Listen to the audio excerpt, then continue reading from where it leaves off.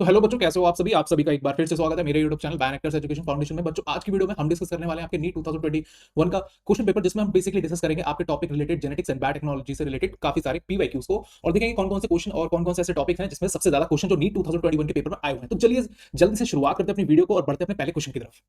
तो पहला question, the factor that leads to the founder effect है population.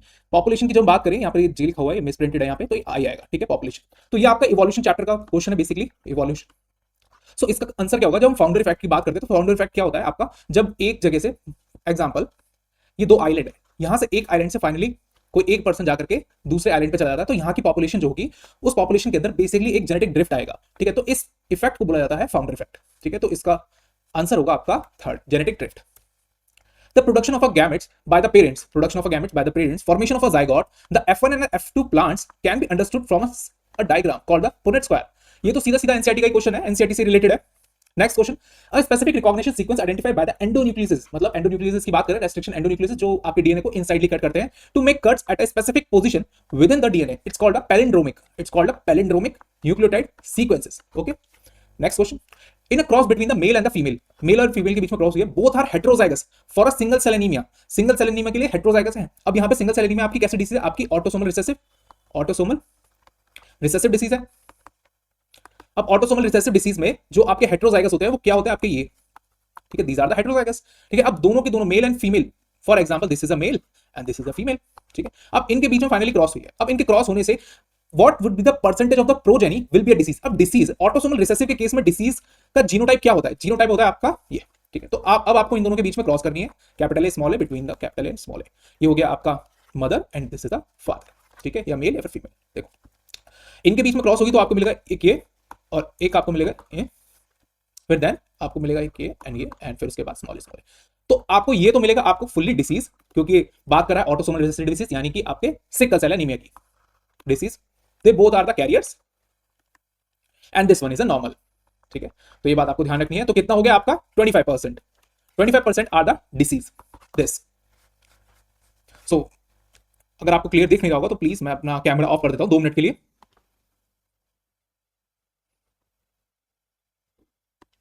So this is a disease part, ठीक है। तो 25% किस वजह से हो गया? जब आप देखते हैं तो आपने कैपिटल ए स्मॉल ए के बीच में जब क्रॉस कराई, जो एक मदर था एक फादर था, तो आपको किस तरीके की जीनोटाइप मिले? Capital A small A capital A and small A. तो स्मॉल ए वाला डिसीज है, क्योंकि यह बात कर रहा है सिकल सेल एनीमिया की। Sickle cell anaemia is a kind of autosomal recessive disorder.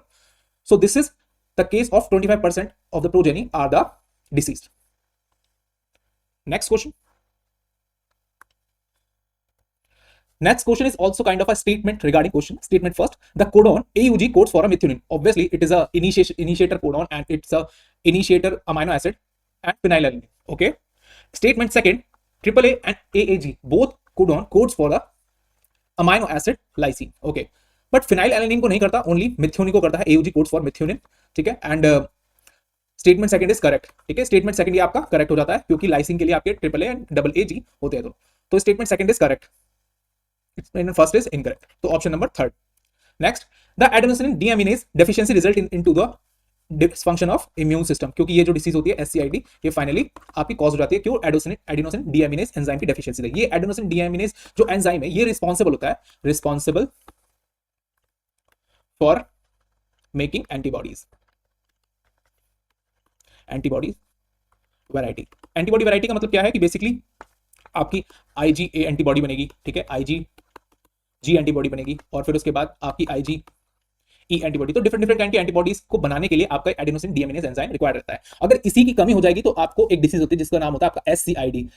इसका मतलब क्या है कि आपकी जो इम्यून सिस्टम है उसमें एंटीबॉडीज बनना बंद हो जाएंगी, डिसफंक्शन ऑफ इम्यून सिस्टम।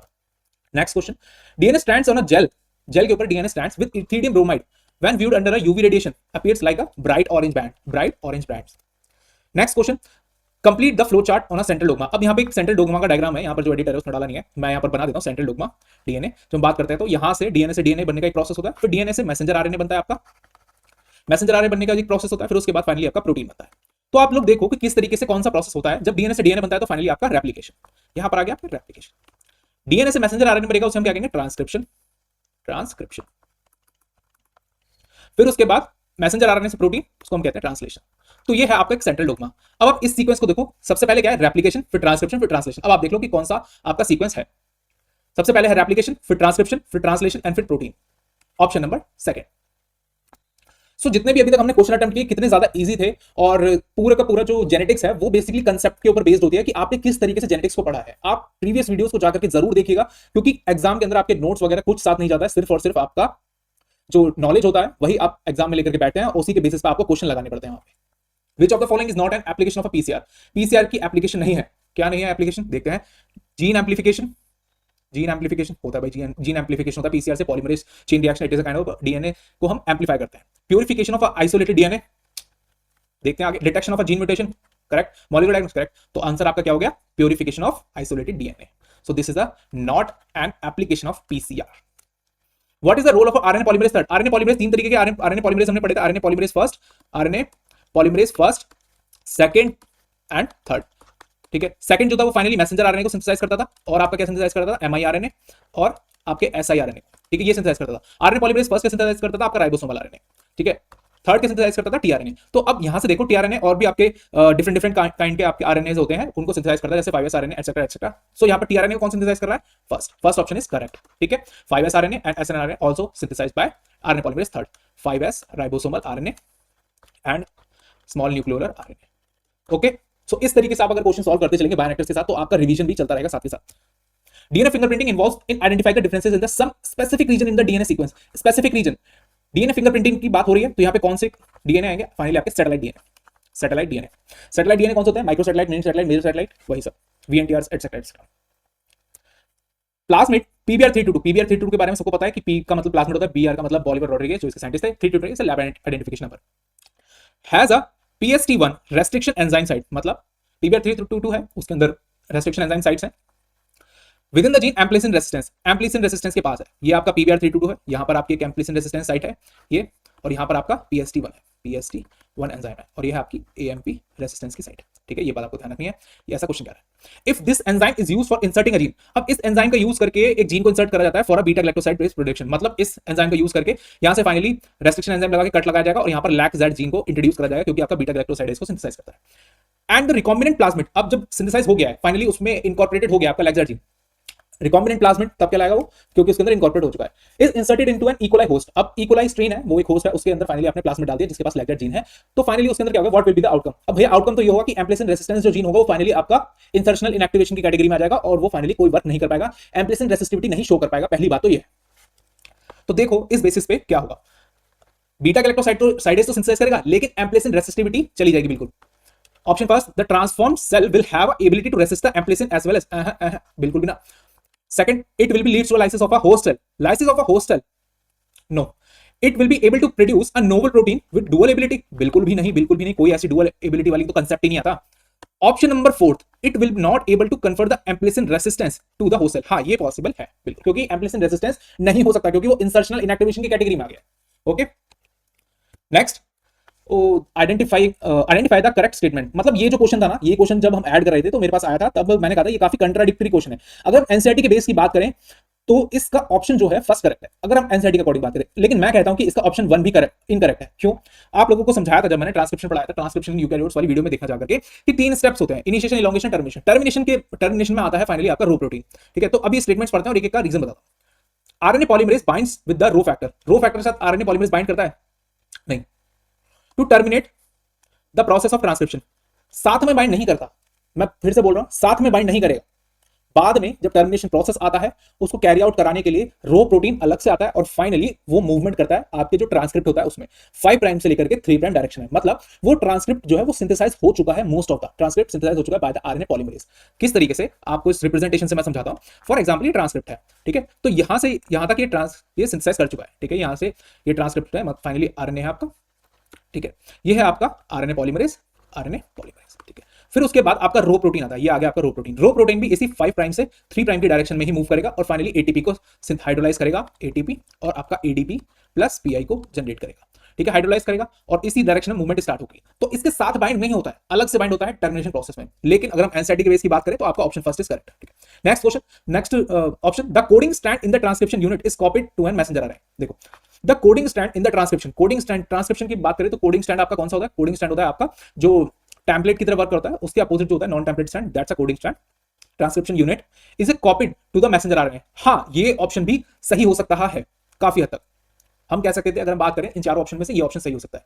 ठीक है, ये इसीलिए मैंने कहा था जो एनसीईआरटी कहती है उसके अकॉर्डिंग अगर आप चलते हो तो ऑप्शन फर्स्ट करेक्ट है, लेकिन मैं कहता हूं कि option first is incorrect. Split gene arrangement is a characteristic of prokaryotes, no. In a capping methyl, no, बिल्कुल भी नो। 3 प्राइम एंड पे थोड़ी होती है कैपिंग, वो तो 5 प्राइम एंड पे होती है। मिथाइल गुआनिन ट्राइफॉस्फेट ऐड हो जाता है। तो आपको ध्यान रखना है, आपको इस तरीके से भी क्वेश्चन थोड़े सॉल्व करने हैं। अगर आप एनसीईआरटी का बेस लेकर के चलते हैं तो आप option number first is correct. अगर आप डीप थिंकर हैं, मतलब बेसिकली अब मैं आपको बताता हूं, तो आप हमेशा सही चीज को चुनिए। आप option number 2 is the correct. ठीक है, चलिए देखते हैं अपने नेक्स्ट क्वेश्चन को। Nowadays it is possible to detect the mutated gene causing cancer by allowing radioactive probe to hydrolyze its complementarity DNA in a clone of a cell followed by its detection using a autoradiography। कहने का क्या मतलब है, mutated gene है उस पर finally आपका probe bind करा गया है और प्रोब बाइंडिंग से फाइनली कॉम्प्लीमेंटैरिटी के बेस पे बाइंडिंग होगी जीन के ऊपर, जो प्रोब्स है उनकी, और फाइनली उससे एक सिग्नल डिटेक्ट होगा आपका ऑटोरेडियोग्राफी से और हमें पता लगेगा कि वो एक म्यूटेटेड जीन है। तो ये कहने की कोशिश कर रहा है option first, mutated gene completely and clearly appear on the photographic film. जब म्यूटेटेड जीन की बात करते हैं तो म्यूटेटेड जीन कंप्लीटली रिकॉग्नाइज अगर हो रहा होता ऑटोमेटिकली तो हमें प्रोब की जरूरत ही नहीं पड़ती। तो ये ऑप्शन आपका इनकरेक्ट हो जाता है। Next, mutated gene does not appear on a photographic film, okay. The probe has no complementarity with, नहीं भाई नहीं, कॉम्प्लीमेंटैरिटी तो होगी तभी तो आपका बाइंडिंग होगी, क्योंकि यहां पे क्या रखा है, probe to hybridize its complementarity DNA. Third option, mutated gene does not appear on a photographic film, does not appear on a photographic film as a probe has complementarity with it। अब भाई कुछ तो कॉम्प्लीमेंटैरिटी के through ही bind करा है gene, जैसा ही question में क्या रखा है, म्यूटेटेड जीन है उसके ऊपर आपके प्रोब जो है वो बाइंड कराए गए। ठीक है, ऐसा क्वेश्चन ने कहा है। लेकिन इस थर्ड ऑप्शन में क्या करा है, mutated gene does not appear on a photographic film. अब भाई जब प्रोब की बाइंडिंग हुई है तो 110% कुछ तो सिग्नल्स निकलेंगे ही निकलेंगे। तो ये बात आपको ध्यान रखनी है बिल्कुल। तो ये ऑप्शन भी आपका incorrect. Fourth option, mutated gene partially appear on a photographic film. हाँ, अगर प्रोब की बाइंडिंग हुई है तो पार्शियली कुछ ना कुछ आपके बैंड्स जरूर दिखेंगे आपको ऑटो रेडियोग्राफी में। तो option fourth is correct. Next question, mutation in a plant can be induced by the gamma radiation. Next, when gene targeting involves gene amplification is attempted in an individual tissue to treat disease is known as a gene therapy। क्योंकि हम यहाँ पे क्या है, gene को target कर रहे हैं, जीन का एम्प्लीफिकेशन कर रहे हैं। मैच द फॉलोइंग, सबसे ज्यादा आसान, आपको जो आता है, ये प्लांट टिश्यू कल्चर से रिलेटेड है सारे के सारे। मैच द फॉलोइंग जितने भी आपको दिख रहे हैं स्क्रीन के ऊपर, तो इन सभी में से, इन सभी के सभी ऑप्शंस में से आपको केवल एक करेक्ट ऑप्शन चूज करना है। उसके लिए सबसे बढ़िया ट्रिक जो मैंने आपको हमेशा बता रखी है, आपको कोई भी एक आता है सबसे पहले वो देखो। फॉर एग्जांपल, आपको मेरिस्टेम कल्चर के बारे में पता है, मेरिस्टेम कल्चर का हमेशा यूज होता है किसका, वायरस फ्री प्लांट जनरेट करने के लिए लैबोरेटरीज के अंदर।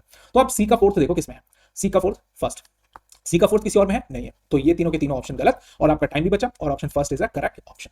Okay, next, which of the following is a correct sequence of steps in PCR. Polymerase chain reaction, polymerase chain के रिएक्शन का स्टेप्स क्या है, सबसे पहले डीनेचुरेशन, फिर annealing and extension. Denaturation, annealing and extension. Okay, तो option number fourth is correct. Next option, during the purification process of a recombinant DNA technology, okay, addition of a chain ethanol is precipitated out DNA. Next, direct he question पूछा जा रहा है, कुछ भी इसमें extra नहीं है, बिल्कुल भी ऐसा 2021 में पेपर में ऐसा कुछ भी नहीं पूछा गया कि जो आपको ज्यादा दिमाग लगाने की जरूरत पड़े। सीधा सीधा एनसीईआरटी के बेस पे सारे ही सारे क्वेश्चन है। विच of the following RNA is not required for the synthesis of a protein. ऐसा ही आरएनए, मैसेंजर आरएनए का फाइनली उसमें आपकी जेनेटिक इंफॉर्मेशन एनकोड होती है। टीआरएनए के पास एंटीकोडन लूप होता है, वही आपका अमीनो एसिड को कैरी करता है, adaptor molecule. Ribosomal RNA stabilise करता है, फाइनली आपका पेप्टाइड ट्रांसफरेज एक्टिविटी को शो करता है। For effective treatment of a disease, early diagnosis and the understanding its pathophysiology is very important। Obviously, किसी भी डिसीज को ट्रीट करने के लिए उसकी डायग्नोस्टिक अंडरस्टैंडिंग को मेंटेन करने के लिए आपकी pathophysiology is very important. Which of the following molecular diagnostic technique, molecular diagnostic technique की बात हो रही है, यानी कि आपकी एलाइजा की बात हो रही है, आपकी पीसीआर एम्प्लीफिकेशन की बात हो रही है। ठीक है, is a very useful for early detection. ठीक है, अब इनमें से कौन सी आपकी मॉलिक्यूलर बायोलॉजी की, simple easy, ELISA is a molecular biology based technique. So this is all about the today's video and इसी तरीके से बायोनेक्टर के साथ बने रहिए और अपनी तैयारी को जारी रखिए बायोनेक्टर के साथ।